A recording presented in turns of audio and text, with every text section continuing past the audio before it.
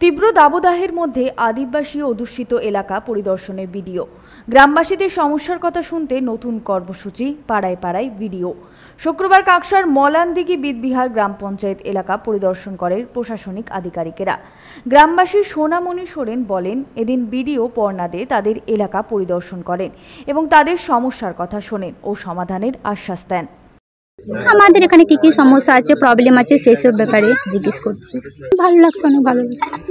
এমনি কোনো সমস্যা রয়েছে? রাস্তাঘাট তেমন আগে থেকে কতটা উন্নত হয়েছে গ্রামে? অনেকটাই উন্নতি হয়েছে।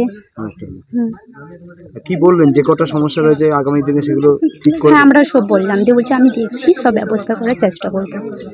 এ বিষয়ে মলানদিঘি গ্রাম পঞ্চায়েতের প্রধান পাকুমণি সোরেন বলেন, রাস্তাঘাট ও আবাস যোজনা সংক্রান্ত গ্রামবাসীদের বিভিন্ন সমস্যার কথা শুনে সমাধানের চেষ্টা করা হয়। কাকসা ব্লক থেকে আমাদের এসেছে, অথচ আমাদের দেখাশোনা ভালোই চলছে আর আমরা উপকৃত হয়েছি ও আসার জন্য।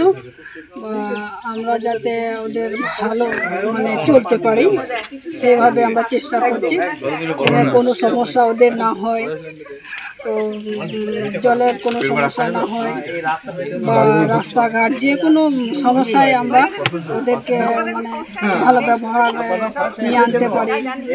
পরিদর্শনে উপস্থিত ছিলেন বিডিও পর্ণা দে, কাকসা পঞ্চায়েত সমিতির সভাপতি ভবানী ভট্টাচার্য, কর্মাধ্যক্ষ নবকুমার সামন্ত সহ প্রশাসনিক আধিকারিকেরা।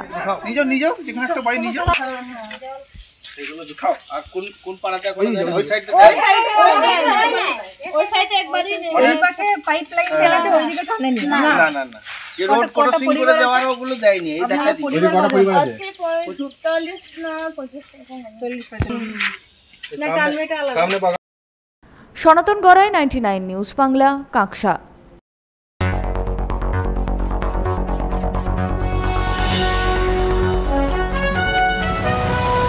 আপনারা দেখছেন 99 নিউজ বাংলা। বদলাবো আমরা।